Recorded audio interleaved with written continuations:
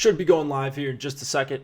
How's it going, everybody? This is the Osmo.com NHL DFS Strategy Show, and we've got a huge slate, so we're going to try to get through this relatively quickly. Nolan Kelly joins me, per usual, on a Thursday. This is a Thursday. It's been a weird couple weeks with the holidays. Yeah, it feels So, finally it's like good to get back into routine. yeah, exactly. So this is kind of the first day back. Get a quick 2 days, and then the weekend. And well, for some people watching us, we don't really have weekends. It's just DFS all the time, but we love it. And so, how you doing today, man? You ready for this? Good, I'm good. I'm ready to like stop eating and drinking and just gonna eat like raw vegetables for the next month and it's gonna be great. Yeah, yeah. Nice January cleanse. That's what I plan on Yep. doing. No, not at all. Actually, I'm not gonna change too much. Hopefully, I came into I went on a hot streak at the exact wrong time. Actually, in terms of like taxes, you don't have to pay taxes over in Canada on DFS winnings, which is very nice. But Mhm. yeah, I got hot right at the end of the calendar year, which is a good thing and a bad thing. But yeah, hoping to ride that into this Did new you year. And did you take down some tourneys? yeah, I've had a couple nice ones recently that has made the season look much better. So Awesome. um, yeah, hoping to continue a little bit of a hot streak. And I know a bunch of our subs have been doing well. So it's been a successful year so far. I'm excited to start this second half. I guess we're pretty much at the halfway point of the NHL season. Yeah, it's crazy how quickly it's All-Star break in like 2 weeks. It's Yeah, nuts. no kidding. All right, so just housekeeping stuff, and then we'll go through lineup study. We'll look at the showdown quick if you played that at all, and then we will get into this 12 gamer, this beast of a 12 gamer. NBA rankings are free today. Check these out if you are playing NBA or just if you want to support. Promo code Hit the Ice is how you get up to. Is how you get 50% off your first week of any Osmo Plus weekly package. And then I've got some other promo codes for you guys. We've got promo code 2020. You get all access Osmo Plus Platinum, $20 for 20 days when you use promo code 2020. And then promo code New Year. If you're looking to lock in for a year, you get 20% off your first year of an Osmo Plus Platinum yearly package. So it's $200 off. That's a really good deal if you're planning on getting a yearly package, or if you have a monthly and you know you're going to be with us. Might as well save that extra money. So there you go. Bunch of promo codes just to kick off this new year, presented by Yahoo Daily Fantasy Sports. As always, nice $12 tournament they've got today.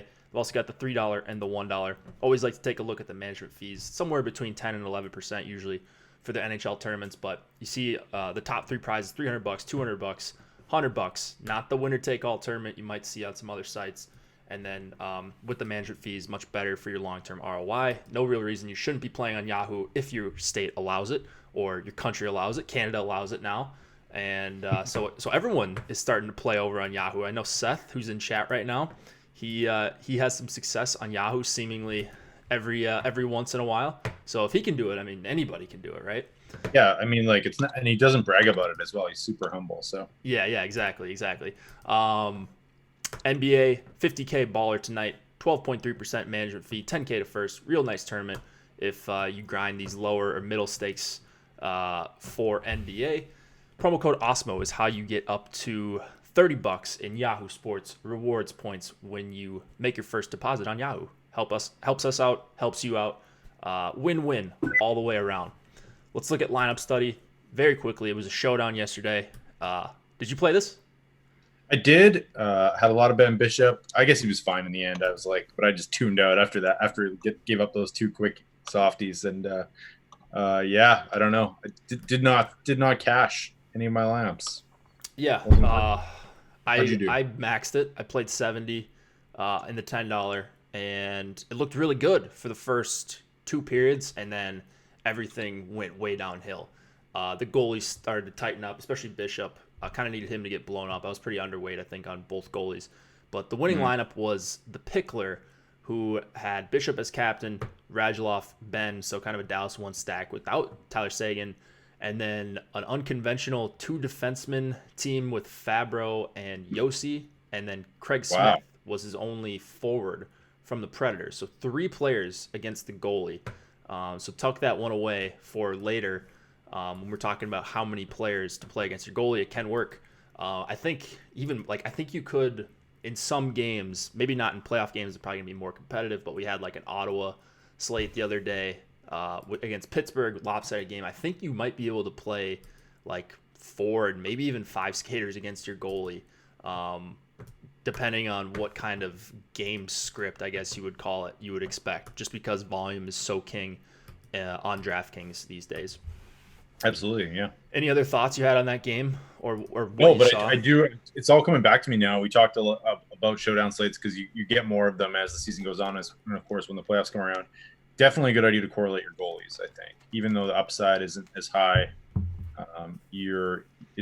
we agreed on that, right? Mm-hmm. By the end of the year, like that was the strategy. So yeah, I didn't really crack the code. I didn't have much success in showdown last year, but looking forward, I like this new captain spot. I don't know what your thoughts were on that, but just to get more combinations of players that are possible, I think it made a lot of sense, especially for a correlation-based sport. I thought the captain spot that DraftKings added was a really nice touch and a much-needed one, actually. Mm-hmm. Let's talk about the 12 games. We've got a bunch of one-sided ones. We've got a few competitive ones, and should be a fun one. We've got ownership out, projections, rankings, all that. I'll update rankings and projections right after the show with totals and all that. So if you're sitting tight on that, that'll come right after the show. Blue Jackets, Bruins, 2.3 applied total for the Jackets, 3.2 for the Bruins. Elvis Merzlikins against Tuukka Rask. Any changes on either side here? David Krejci is back in for the Bruins, centering along with Charlie Coyle and DeBrusk. Their bottom six is all changed. Corrali, Heinen, Bjork, Nordstrom, Lindholm, Wagner. Not that you're probably going to be playing these guys tonight. Charlie McAvoy game time decision. Looks like he's probably in on a pairing with Zdeno Chara. And then on the Columbus side, everything is the same except that Texier is out for a while. Sonny Milano draws in on Columbus 3 with Wenberg and Robinson.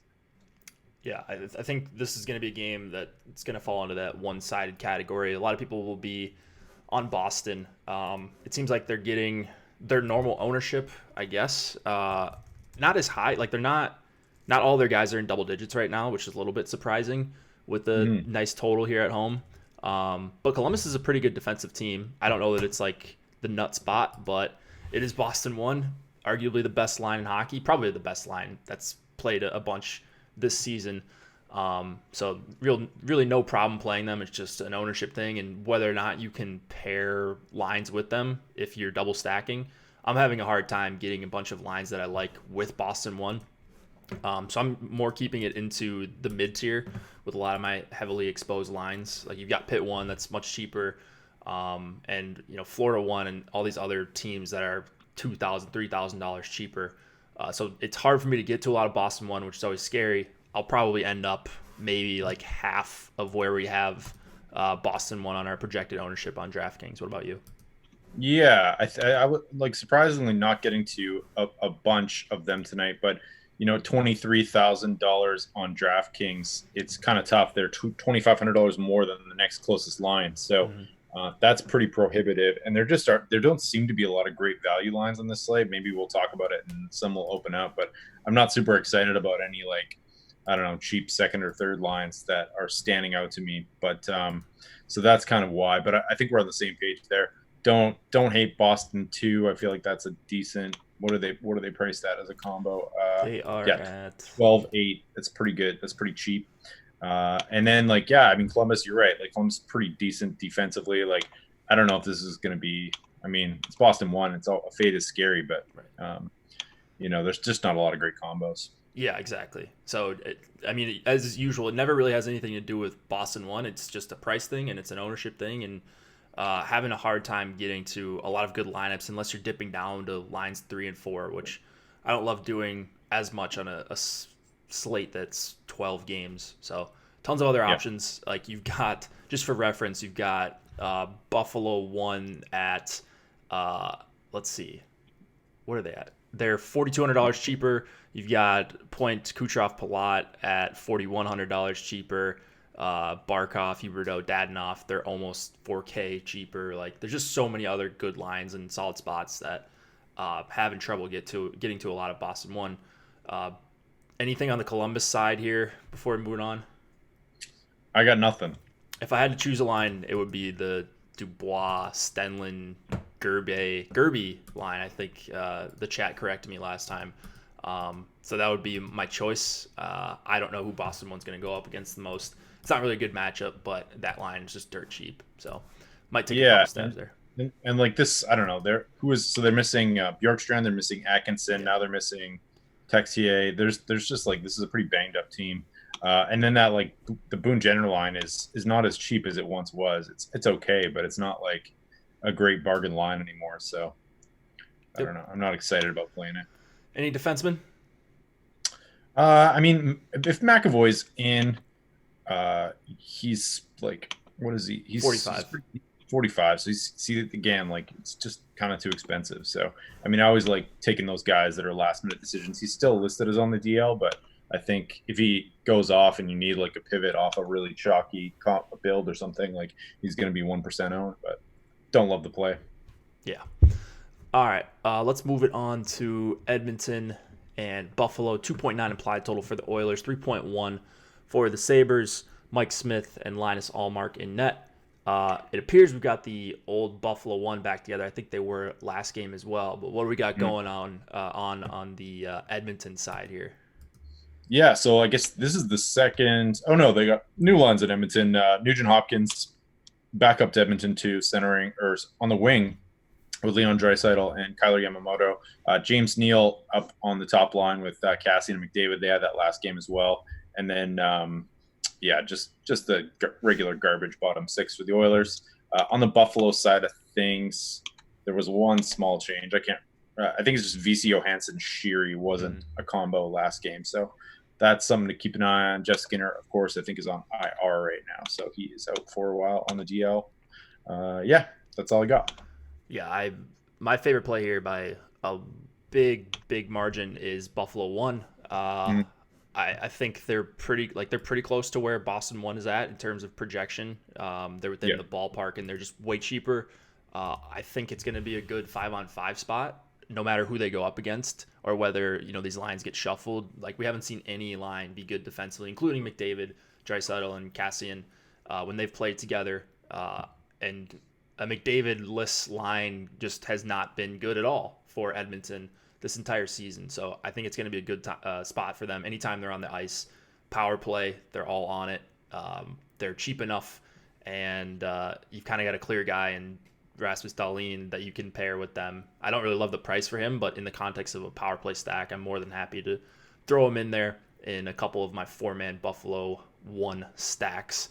And then if I'm attacking Buffalo on the other side, like, there's always a case to be made for an Edmonton power play stack. Something like McDavid, Neal, Draisaitl, or something like that. I don't really have a ton of interest in playing the even strength lines. Like, Buffalo has just slowed down the pace so much when they played on home ice this season. So I'm a little bit worried about Edmonton in general tonight. Yeah, I'm not super big fan though. This combo in 20 minutes, the McDavid line combo has been pretty good. They're averaging 40 scoring chances 4 per 60, which is pretty good, but definitely not as excited to play that line combo when Draisaitl's not on there. Yeah. Yep. So Edmonton PP, always viable. They've got one of the best power plays in the NHL this season. But I'm more keen on the Buffalo side here. I actually really like them. They're going to be one of my highest exposed top lines here, and maybe my highest by the time we get to lock if we get an update to the ownership. I'm going to ride your coattails to victory here. You like any Edmonton too? With I feel like that line will fly under the radar tonight. So I mean I like Yamamoto. I hate when Draisaitl is centering a line that's not with McDavid. Like, I just think it's such a big downgrade for him, and he still gets played because he projects well for 7,300. So it's kind of like an optimizer play with $4,500 Nugent Hopkins and then Yamamoto at 2,700. Not confident that line's going to stick, and hard to imagine like Edmonton scoring a bunch of goals without McDavid getting in on it. I know it happened last game. I think he only had 1 point and they scored 7 goals, but that's not going to happen very often. And I don't love the spot to begin with at 5-on-5 for Edmonton. Fair. All right. No defenseman on the Edmonton side, really. If you want to go to Clefbaum, 6,400, that's fine. That was That's Yeah, expensive. super expensive. There's a bunch of guys that are cheaper than him that I like better. I He mentioned he left Deline. last game, by the way, but he's expected to play tonight. Okay, very good. That actually is really helpful. Deline at under 5K is the guy I'm comfortable playing some of, but it'll probably be in the context of a stack. It won't be a lot of one-offs for the good Rasmus on the Sabres. Let's go to Tampa and Montreal. 3.4 implied total for the Lightning. 3.1 for the Montreal Canadiens. Andre Vasilevsky, Carey Price are your goalies. Do we see changes here? One big glaring change, I guess, Yeah, on the Montreal side, right? yeah. Brendan Gallagher out 4 to 6 weeks, I think. I could be wrong on that. I might He's just, on IR, I know that, so he's out for a yeah, while. yeah. So yeah, on IR. Nick Cousins moves up to that top line, and Dutch Gretzky, Dale Weiss drawn in on Montreal 4.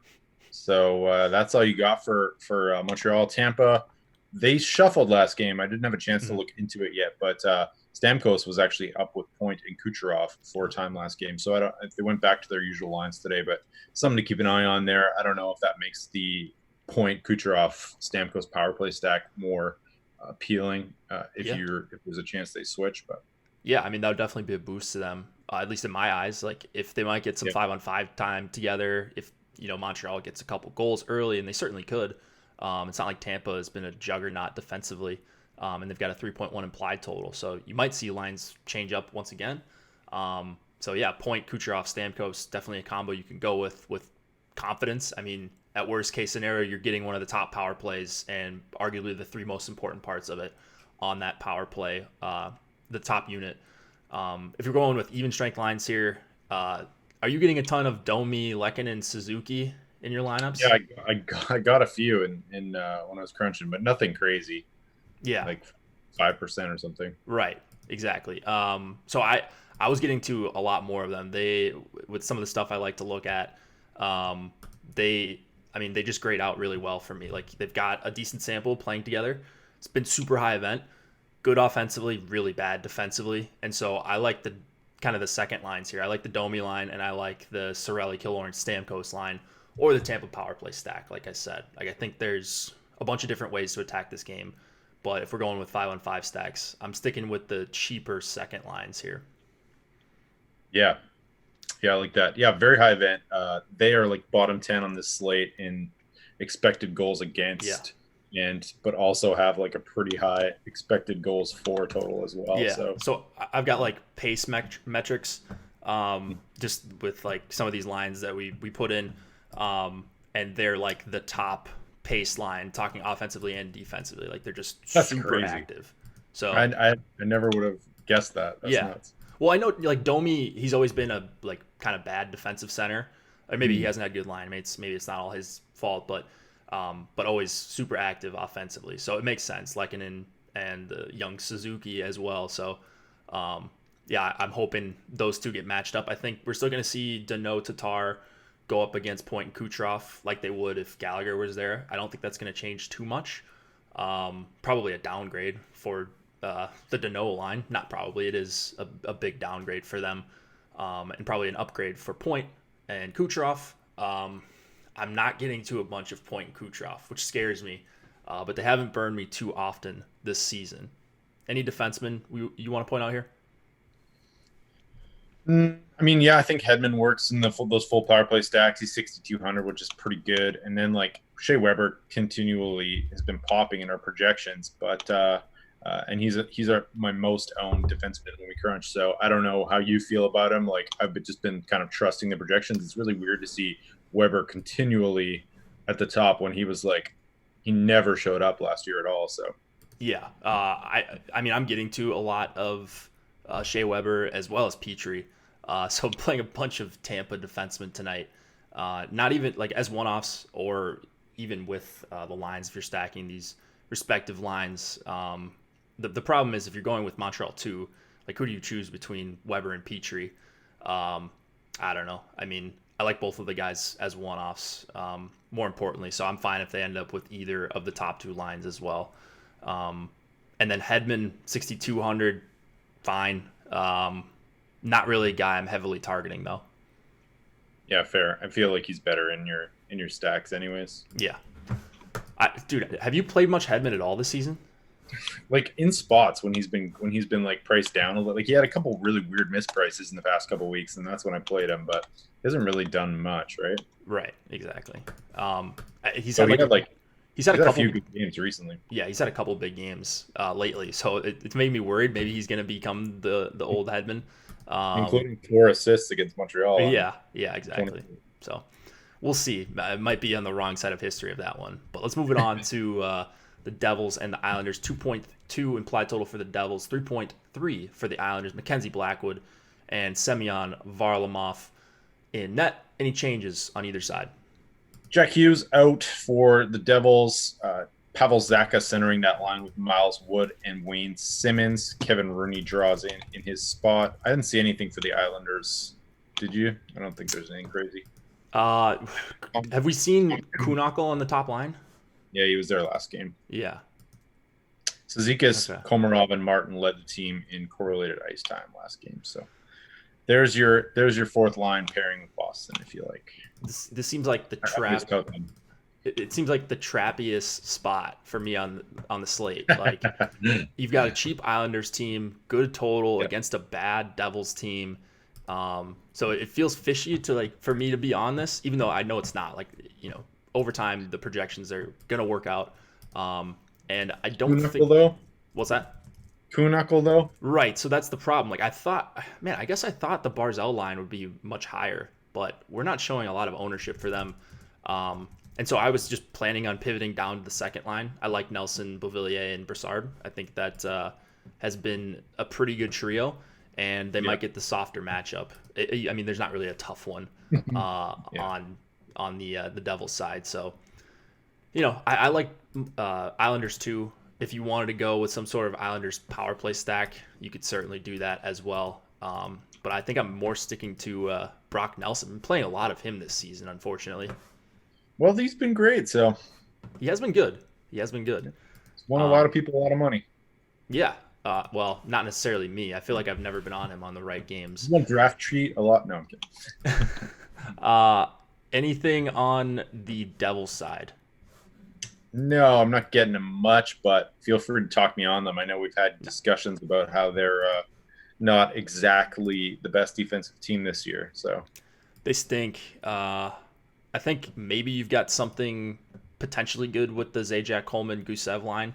Not really the time for me to fire them up though. That would be where I go with if I'm going with the Devils line. But am I I don't know, maybe I'm crazy, but on a big slate like this, what are the odds that they're going to be one of the top 2 scoring lines? It's a good price, but man, I don't know if they have that upside. Right. Pulock, Leddy, Tays, Vatanen, Subban, man, Severson, any of these guys appealing to you? I'm just not into this game very much. So, but I like your Nelson, Brassard, Beauvillier call. I think that's the way to go on that one, and Islanders 4 as well. Pulock getting no power play ice time. It's pretty much just Tays, right? So that kind of makes you downgrade him a little bit, and he's still pretty expensive. Tays is priced up as well, and doesn't do anything. So I don't have any interest in these guys. Couldn't have said it better myself. Let's go to the Sharks and the Penguins. 2.6 implied total for San Jose, 3.5 for Pittsburgh. Aaron Dell and Tristan Yari expected to go for the Penguins. We don't have clarity on that one just yet. Do we see any other changes elsewhere? Yeah, so Jake Guentzel, the injury nightmares continue for the Penguins. Half their team is out. Galchenyuk's he's out for 4 to 6 months. Galchenyuk is up on Pittsburgh 1, and then McCann, Hornqvist, Simone. Bluger, Tanev, Aston Reese stays together, and Sam Lafferty draws in. Also, Jack Johnson is up on the top pairing with Chris Letang. On the San Jose side of things, no changes except Melker Karlsson draws in on the 4th line. I can't remember who he's replacing. As well, these Sharks lines are new. If you haven't, I think last game they had them, but it's Goodrow centering Meyer and Kane, and Couture between LeBanc and Hurdle. Do you like anything on the Sharks side? I think we like something obvious on the Pittsburgh side, but anything on the Sharks catching your eye? I wasn't getting much, but I think I'd rather go with San Jose 1 over San Jose 2, just because I feel like the gap between Goodrow as a center and Couture is probably pretty wide. But what about you? Yeah, I'm not getting too much on the Sharks side, so I don't know if I was maybe missing something or what was going on. But yeah, I'm Jari's glad to hear that. been pretty good so far this year, right? Like I Penguins have don't just been good defensively. Like yeah. they just keep getting better and better. It seems like so. Not really a team I've been targeting against all too much. Sharks playing for their dignity, Kellen says in YouTube chat. I mean, I suppose Yeah. their record has to be pretty bad just based on how the beats talk about Not them.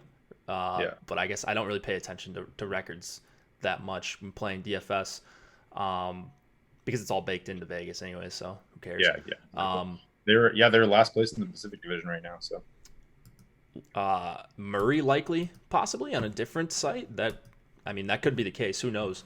I think they're probably priced pretty close together, but $8,500 goalie seems not that's not really a not spot I'm good. going to be playing too often, I guess. I mean, yeah, I'm not gonna force in any, but at the same time, like this is probably gonna be a pretty good spot, like for an $8,500 goalie. I don't mind correlating that if you need to get to that Malkin line that I'm sure we're going to talk about. Sure. Yeah, so the Malkin line, so you don't get full power play correlation, but you do get $3,400 Galchenyuk. You get Malkin and Rust, who have been crazy good together.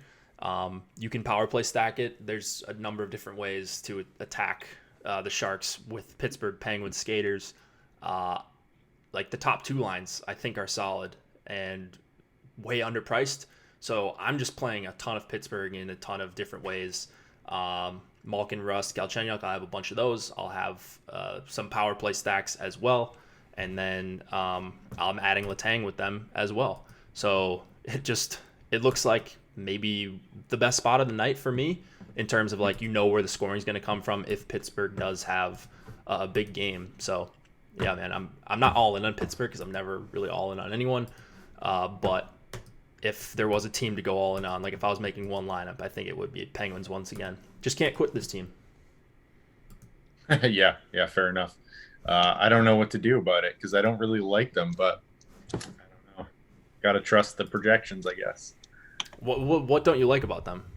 I just like it's just like I know they're playing well and like the stats say they're playing well, but like this is not a very talented line, right? Like it's okay, I guess. Like Gauch, it's just getting worse and worse now with Wenzel out. I mean, I guess it's just like personal bias, and that's why I always trust the projections, right? I don't think of Brian Rust as being all that good of a player, and of course they're getting a ton of ice time. So there's like I don't know, like for me, like one of the things as a DFS player is just like getting rid of those personal biases and just trusting the projections. So it's not that I'm not going to play them. I just personally don't like them, Yeah. So Gensel being out, yeah, that sucks. But Malkin's just playing elite right now, and Rust has been really awesome in the situation that he's in. So yeah, sure. Sure. Gensel is so much better than Galchenyuk. That's noted for sure. Rust does not suck though. Like Seth says in chat. Rust is good. I don't know why, but I just like I'm under the impression that he does suck. Yeah. So once again, Pittsburgh for me, and yeah, we'll see. Very likely going to be a top 2 or 3 exposed line for me. If they're my number one, once again, I would be thrilled about that. I just think they're awesome. Probably maybe going to be worse as a possession line with Galchenyuk up there, but I don't think the offense is going to slow down that much. So here's my long-term thought on Rust though. It's like very rarely do you see like breakout seasons like this from 25, 27-year-olds that are sustainable. So he's been I know he's in a plus position right now playing on Pittsburgh 1, but he's been a half point a game kind of a guy his entire life, and now he's on pace for 95 points or something. Like it's just probably not sustainable at the end of the day. I saw or I think I was watching the broadcast, maybe that awful Ottawa game earlier in the week, and the announcers were saying that Rust had like 40 some goals in his last 85 games or something like that. Damn. Somewhere around there. Like he was on it good. like for the last 82, he was averaging he had about 40 goals scored. So he's just been good. So I mean, I'm just riding with it. Brian Rust, my boy in 2020 once again. All right, let's move it on to actually Burns Carlson. What do you think about them? 58 5K. Yeah, not getting to much. Burns getting more of the power play time, but I think there are just spots I'd rather go elsewhere tonight. What about Chris Letang? He seems like he's at pretty good value at 6K on DK. Yep, I like Letang. Not my favorite one-off guy. I think I like Weber a little bit more better. But in terms of power play stacking, that's the obvious guy with either of the top 2 lines, right? Yeah, absolutely. All right, let's go to the Panthers and the Senators. 3.4 implied total for the Panthers, 3.2 for the Senators. Bobrovsky, Anderson, those are your goalies. New Ottawa lines. Tell us about them. Yeah, so Tierney is centering. Oh, I just want to say as well, Letang is projected as our highest owned defenseman on the slate. So you're not getting, I mean, that price down point, you're not going to catch anyone Yeah. off guard at all. Where are we going? Ottawa. So yeah, new lines: Tierney centering Duclair and Kachuk, Pajot with Connor Brown and Nick Call. Rudolph Balsers comes in for I think JC Baudin with White and Ennis. It's not a bad cheap third line, is it? White, Ennis, Balsers. I mean, not really one that I'm playing, but they're also triple wing, so maybe that's why I'm not getting to them. You're done. Yeah. Yeah. That's impossible to do. So I've never had any success with triple wing lines. It always feels like a sneaky thing to do on a big slate because people would just disregard it or whatever. But like, I agree. It feels like it never really pays off. Yeah. It will at some point, though. It will at some point. I hope so. I hope it'll be on there. On the Florida side of things, Mackenzie Weegar, I think, is a game time decision or out. Keith Yandle's up on that top pairing with Garnett Blatt, so you can probably upgrade him a little bit. Yeah, I was kind of upset when they took Pajot, when they took Kachuk off of Pajot and Brown's line. I really liked that trio. Been playing a ton of them, and you kind of knew exactly who they'd be going up against: Barkov, Huberdeau, and Dadonov, and that would have been a really good 5-on-5 spot for both teams or both lines, really. So it would have made the matchups a little bit clearer. You certainly can still play Tierney, Kachuk, Duclair. I'm actually not as big of a fan of that line as I would have been if it was Pajot, Brown, and Kachuk. So a little disappointed. Still going to have some of the Tierney, Kachuk, Duclair line, but I kind of like Florida a little bit better. You take Kachuk off the Pajot line, the shutdown line. I think that's going to present some problems here. So maybe he gets popped right back up there. We've seen Ottawa do some shuffling at certain times this season. But Florida won now my favorite play, whereas that probably wouldn't have been the case if we wouldn't have gotten these new lines. What do you think about Florida? Yeah, I like them a lot. I was curious to see what their ownership was. I thought they'd be the most owned line on the slate, and they're not. So I'm like, I don't know if our projections are off or if it's because they're priced up a little bit, but definitely like them at like 5 to 10% ownership if that's what they're going to come in at. Yeah, so I saw the ownership as well. Looks pretty good to me. It's certainly not getting me off of that. Yandle at 5,100, Ekblad at 4,800. I'm not really targeting those guys either. Feels like I don't really love any defenseman tonight. I mean, Weber and Petrie are probably two of my favorite guys, and they're on the same team. So defenseman exposure looks pretty spread out for me. Probably wouldn't get to Yandle unless I was power play stacking. And then Shabbat at 6,500. I don't really know what he's done to deserve that price. It must just be like a minutes thing. He's playing a lot of minutes, but he hasn't really had a ceiling game recently at all. That's strange, actually, because usually they price down. It also could be the matchup. Florida 30th in the NHL. He's also had some consistent games that are pretty high. Playing 30 minutes. Florida 30th in the NHL in fantasy points allowed to opposing defensemen. Yep. Oh, man, could have been such a fun game. I could have just hammered both sides, just, 75 Ottawa 1 lineups, 75 Florida 1 lineups, and just called it good. But unfortunately, we'll not get to do that. So that's all right. Probably saving me from myself there. I keep playing. I know you're going to get to defensemen, but do you like Yandle stacks now that he's on the top pairing? Yeah, I mean, it's definitely like I'd be more likely to play him. 5,100. It's minutes are up to like he was getting like 17 per game, and like in the last 10 games he's gotten quite a few games where he's been above 25 minutes. So I only got to a few like shares of Yandle out of my 150 if the slate started right now, and I think all of those are with Florida 1. So that's still where I'd want to use him. He's not a great per 60 player, I don't think. Let's go to Toronto and Winnipeg. 3.4 implied total for the Leafs, 3.2 for the Jets. Freddie Anderson, Connor Hellebuck, those are your goalies. Any changes? Just on the fourth line, Mikheyev is out for Toronto, and I can't remember. Some rando is in for him as well. Like Bolio, I think, is out for Winnipeg. Dahlstrom in on their defense, but that's it. I thought I was going to get to a ton of Winnipeg when I started looking at the slate, and I would have really liked that. It looks like I'm going to be pretty heavily underweight on them. I mean, we don't have, well, not heavily underweight. I mean, they're not that highly owned, but I figured they would be pretty highly owned. It looks like the Toronto side is getting much more attention. I think people are excited about Marner and Matthews playing together. Hyman up there, he's 5,100, but I'm still playing the full stack quite a bit. Winnipeg's just not a good defensive team, and they're just not good at 5-on-5. I mean, they do a good job staying out of the penalty box. That's kind of their one saving grace, but huge total here on the road for the Leafs. You get Marner and Matthews both on the top power play. The Leafs are definitely a team I'm going to be power play stacking tonight because you've got 4 quality options, and you're going to get 2 guys on the same line plus a third guy that you can add in for like max power play correlation with Tyson Barrie as well. So I just love the Leafs power play once again here. These like, I wonder if they're ever just going to load up a line and just go like Matthews, Marner, Nylander. But they haven't really done that since Tavares has been there. Yeah, for sure. I concur with what you said there. I'm kind of surprised I'm not getting to a lot of it too, but I like both sides of this one. It's going to be a fun game to watch, I think. So I don't really have a strong feeling for what line. Matthews is going to get ownership, and surprisingly, the Jets not getting a ton of ownership. Yeah.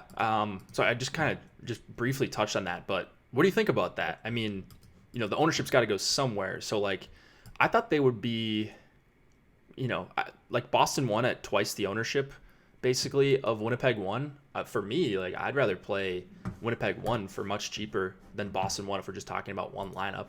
Obviously, you can play both if you have multiple lineups, but I think weird. there'll probably be some correction in that, right? Like I'm guessing it'll be higher. Yeah, a little bit higher. I mean, because you've got a pretty balanced top 6, Wheeler, Nealers on that second line. So maybe people are just having trouble, and people like playing the second line. It feels a little bit off. I'm guessing like we have Malkin for 20%. I'm guessing he comes in about 15 or less. Oh, I think Malkin is going to be up there. Like, think so? Yeah, Pitt's just been hammering every slate. 20% on a 12-game slate though, with no. And maybe you're right. I mean, they're so good and cheap line mates too. Like Hornquist is cheap, so if you wanted to stack it, he's just not going to be left out of any Pittsburgh power play stack or Pitt 1 stack. So I think that's why you're seeing such heavy ownership on him. That's a good point. Yeah. I like that call, man. I think I'm going to be overweight on that line for sure. I mean, you don't have to talk me into stacking Winnipeg 1, that's for sure.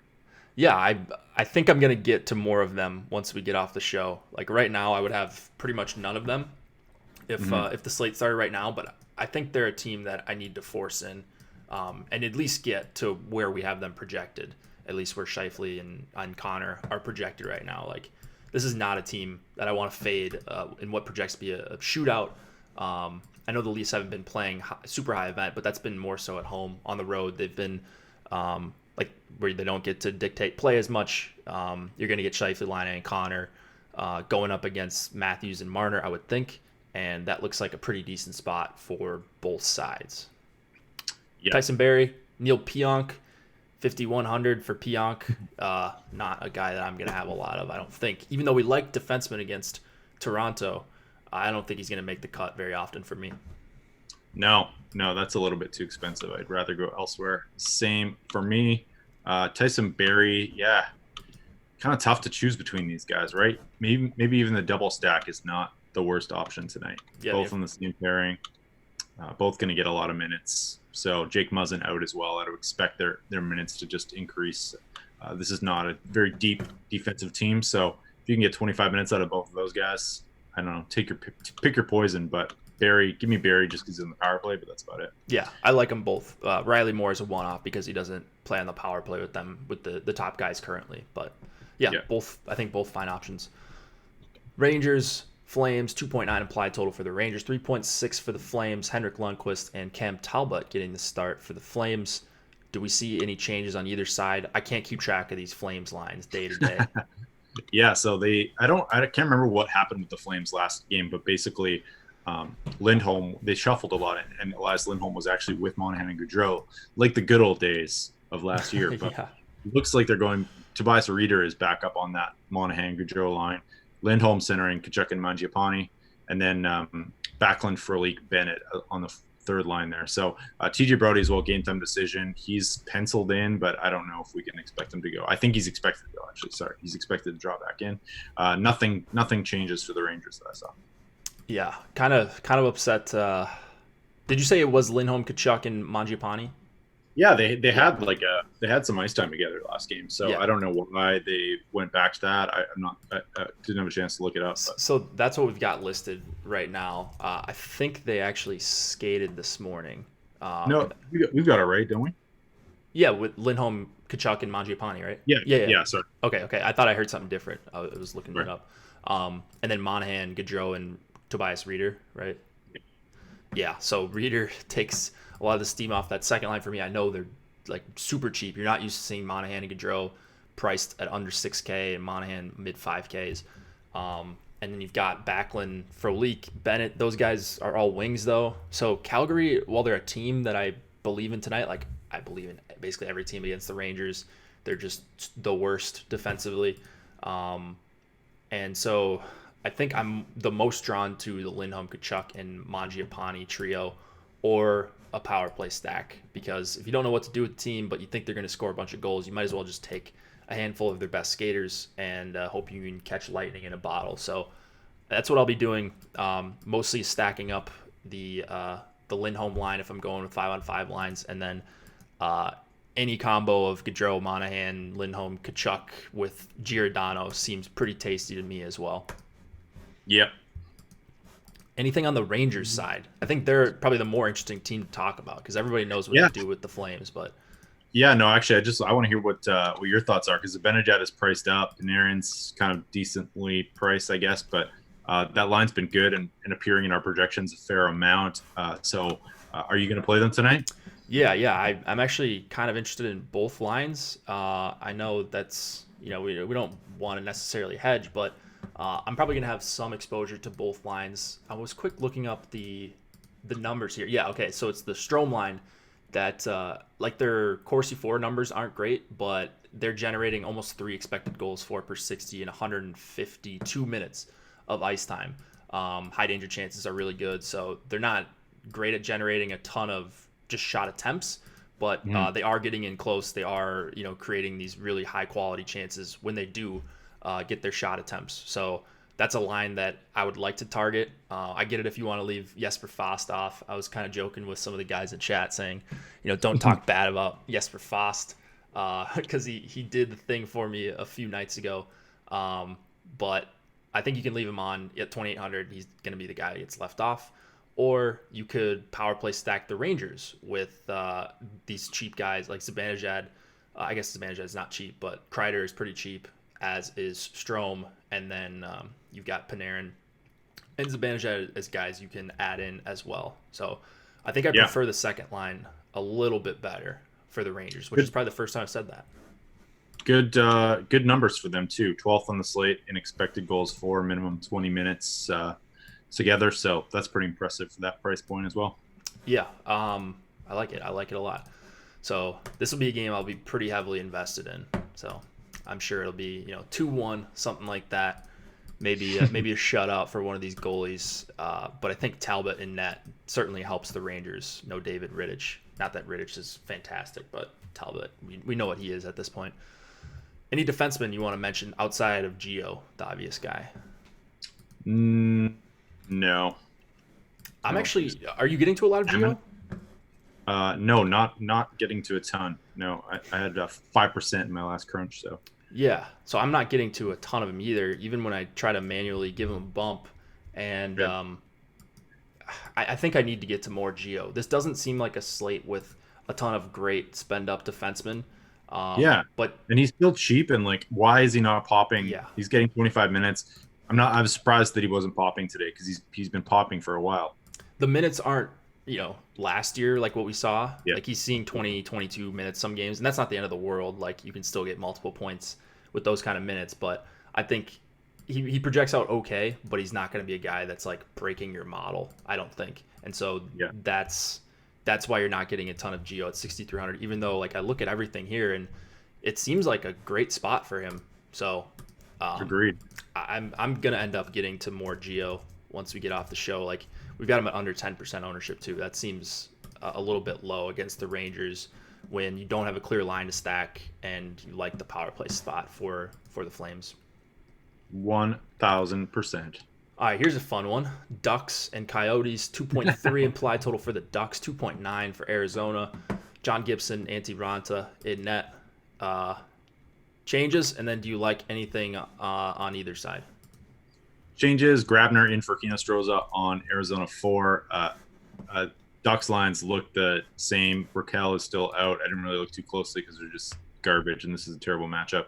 I do kind of like Arizona 1 just on the basis of the fact that they have actually put up pretty good numbers together as a line, and they're getting a fair amount of ice time together as well. So maybe we're seeing Arizona going a little bit away from their like four line shuffling and actually having a line play decent minutes. But I'm not super excited about them, but I will probably have a couple shares. What about yourself? Yeah, I like Arizona 1 a lot. So I've been pretty tame. Goals for. What's that? Expected goals for. Number 1 in expected goals for per 60 on this slate.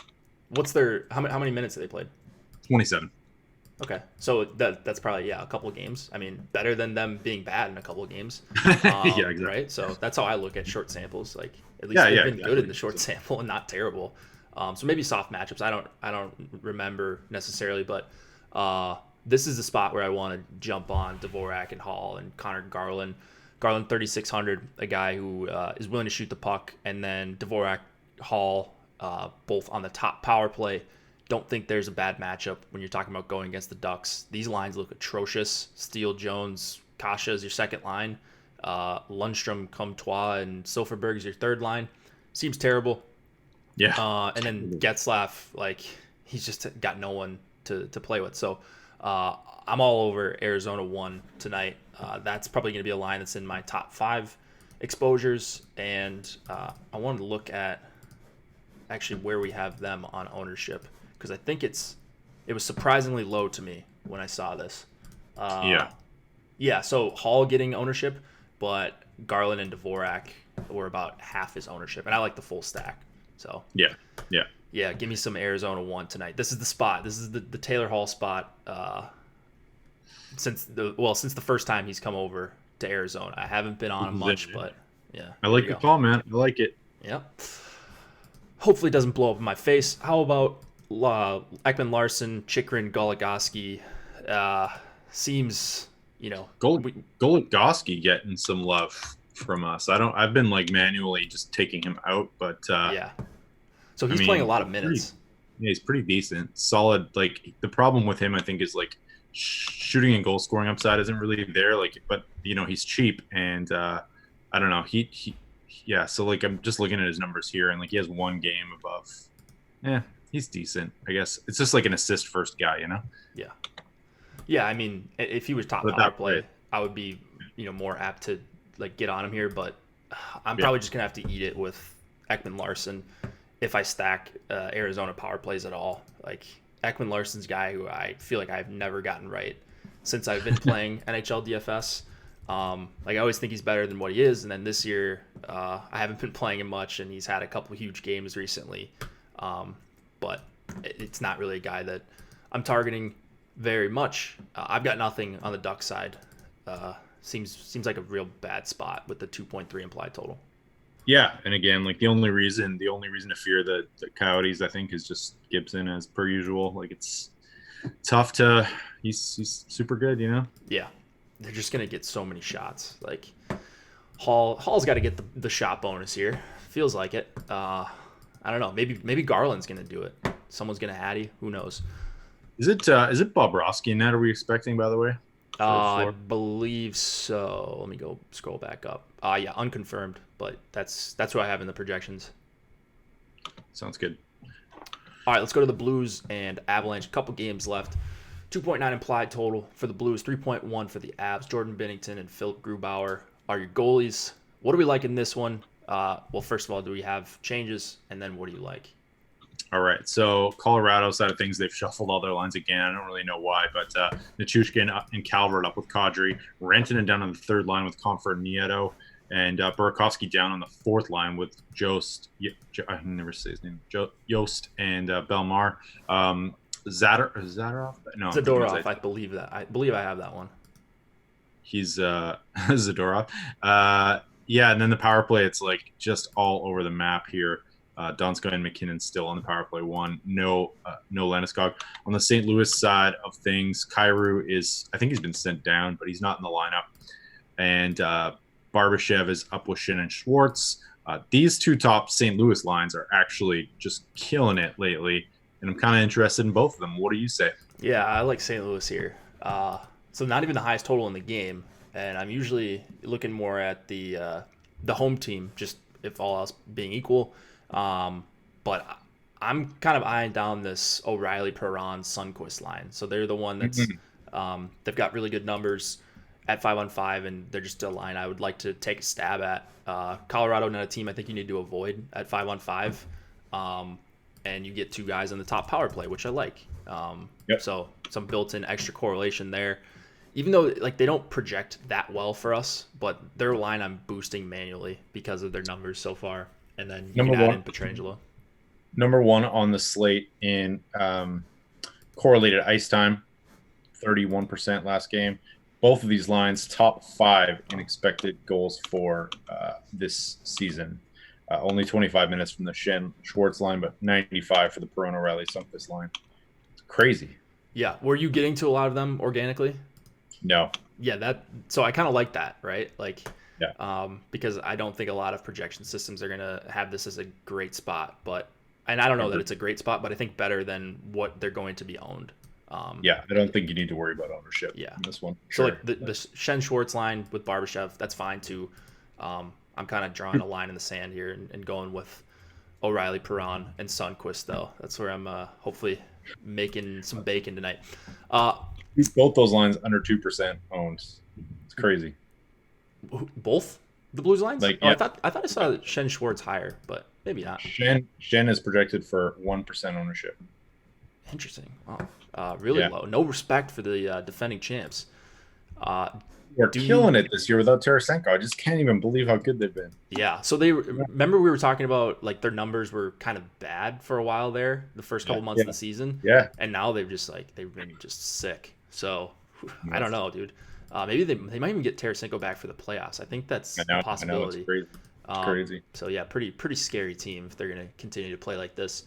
What about the Avs side? McKinnon, Landeskog, Donskoy. That's probably the 5-on-5 line, right? But what I think else? It's gonna be full fade almost territory for me because I'm 20 maxing. I'm not excited about it. No power play correlation. Tough matchups, weird lines, shuffling. Like these are kind of red flags for me, and I don't really like. I guess like Colorado 1 would be the only one I would probably go to.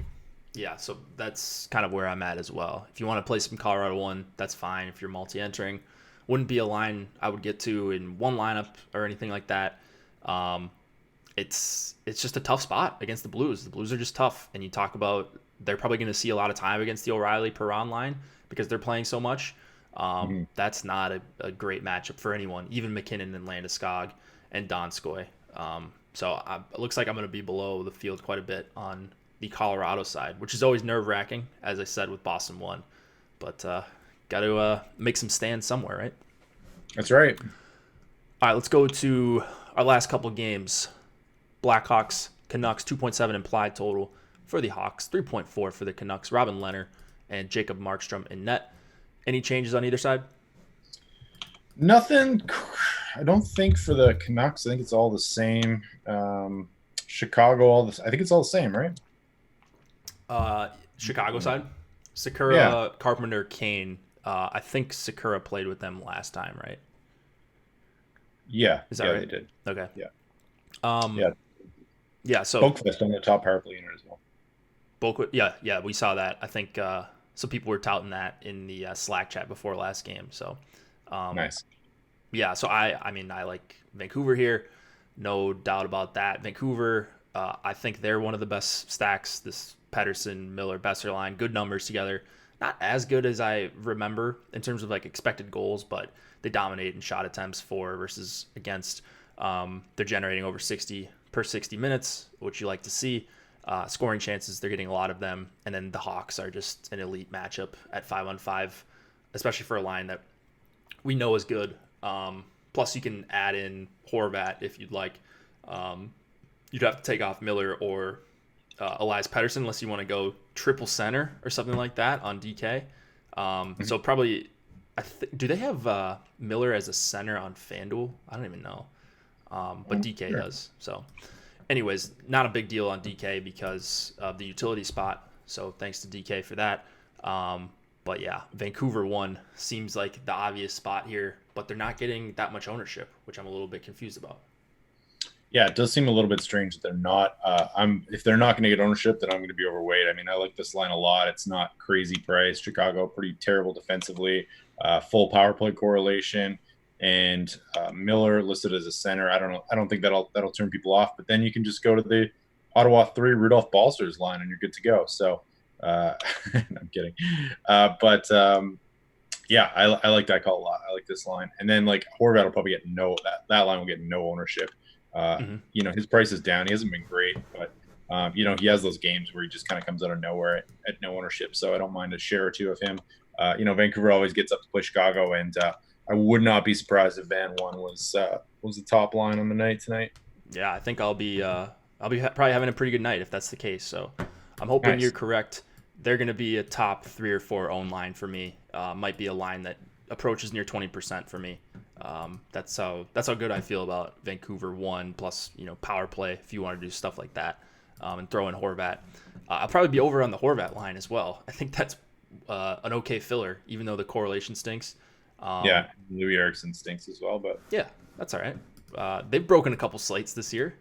Am I finally off Chicago? I think so. Let me check here.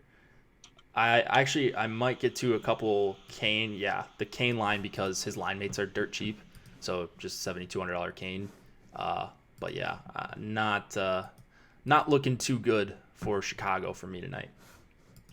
Fair. All right. Hughes, Myers, Edler, Boquist, any of these guys catching your eye? No. Hughes at 4,800 is on the top power play. So that's really all I've got for him. He's running hot on like his assist rates. I think he's cooled down a little bit, but he's probably going to play 20 minutes. He's basically Keith Yandel. All right. I mean, he's better than Keith. No, I'm kidding. I love him. I'm just saying, like assist wise, DFS wise, he's basically relying on assists. Yeah. You're looking for the 5 goals and he gets 2 assists or something like that. Exactly. And I think he's live for that. So I'm okay with it. All right, last game of the night. But before we can get to it, if you guys could give us a like. I see a bunch of you in here. Thank you for watching.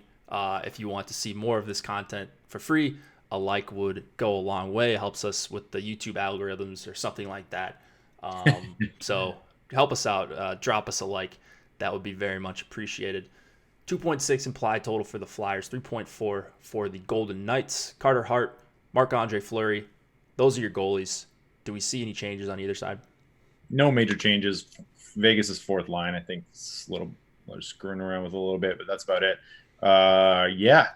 Nothing on the Philly side that I noticed, unless you saw something. Kind of like Vegas 2 again. Are we back on them? Oh yeah, all over Vegas 2. That's my favorite line in this game. Nice. I think so a couple things. I think they're going to avoid the Couturier line, at least extended time against them. I think Carlson Marchessault-Smith's going to get Couturier, Giroux, Voracek. This Couturier, Giroux, Voracek line actually hasn't been that great defensively going back to the beginning of last season. And so I don't have a problem playing Carlson Marchessault-Smith, but it seems like the cleaner matchup is Stevenson, Pacioretty, Stone. That line's numbers are absolutely absurd. And we're getting into like a sample that like you can start to make some assumptions on which lines are going to be good. And they have not missed a beat with Stevenson in lieu of Paul Stastny. And Stevenson's cheaper and no one plays him. I'm playing him. And so I love Vegas too. I think they run over the Hayes line. What's that? If you're 2 stacking or whatever, don't leave the center off, I think, for the most part. Unless it's like power play. There are reasons I guess you could have, but this line killing it. So I'm in. They haven't really like nuked a slate, but if you just like every night I look at box score or game reports on Natural Stat Trick, and they're just dominant. Like they're doubling up their opponents in shot attempts and scoring chances and all that. So I'm just keeping I'm just in on this line until they do it a couple times. And I think tonight's a really good spot, even though the Flyers haven't been a team that I've targeted that much. Tonight I'll make an exception for Vegas too here. Theodore Schmidt, anything on the Flyer side? No. Flyers 1 would be where I would go if I had to choose a line here, because you're getting the full power play correlation, but I think it's a pretty bad spot. So you probably won't see me with much more than like 2 or 3% Philadelphia 1, and I will call it good there. I'm actually getting to some of the Hayes Van Riemsdyk Konechny line. I might end up crossing them off, though, because I think it's that bad of a spot. Even if they were to go up against the first line for Vegas or the third line, I don't think they've got the advantage of them against them either. So Vegas at home, really tough matchup for me. That's really all I got, man. You got anything else to talk about? Do we want to do our 1% Hatties? Oh, man. All right. You got to give me a second here. All right. While you're doing that, NBA rankings are free today. Go check these out. Deeper Dive actually just started, so we'll get off of here in a couple minutes. If you guys, once again, could hit the like button, that would be very much appreciated. Helps us keep this kind of content free. So go check out those rankings.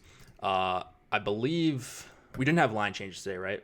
Those are... yeah, I'm going to publish right now. Okay, so those, when you do publish those are going to be free as well. So look for those up on the site, on the sidebar. If you're on a desktop, those will go up pretty quickly. Promo code, let me see these promo codes. Got to make sure I get them right. New Year gets you 20% off the first year of an Osmo Plus Platinum yearly package. That's $200 off of all access for NBA, NFL, MLB, PGA, NASCAR, MMA, all that stuff for 1 year. $200 off, pretty good deal. And then promo code 2020 gets you all access Osmo Plus Platinum for 20 days for $20. So there you go. A couple promo codes to get you started for this new year. Who is your 1% hat trick, Nolan? Max Pacioretty. All right. That's a recency bias, right? We just got done with that game. No, that's a really good pick. I would be thrilled if he did that, actually. Is he under 1%? Is that right? 2%. Under 2%. All right, we'll do under 2. Yeah. Give me some more options here. I like, let's see. Oh boy. I'm looking at the guys that are 2% that I have some of, and it is not pretty. Why don't you give me I guess he's not 2%. He's a little bit over 2%. That's fine. We'll give it to you. All right. You need all the help you can get. Didn't you take like some fourth line? I think I took Stevenson last time. I'll take Nylander. He's my highest guy. That's like around 2%. I love it. We're gonna hit one soon. Yeah, the Toronto Nylander, the good one, not the guy who's scratched for the Blackhawks tonight. Yes. All right. Well, thanks for watching, everybody. Go support Yahoo Daily Fantasy Sports. Promo code OSMO is how you get up to $30 in Yahoo Sports rewards points. Fill these NHL contests so they can continue to grow. It would be very helpful. Possibly a show tomorrow. It's a 2-game slate, so fluid situation. We'll let you guys know tomorrow morning. And then good luck. Let's review some winning lineups tomorrow. I like it.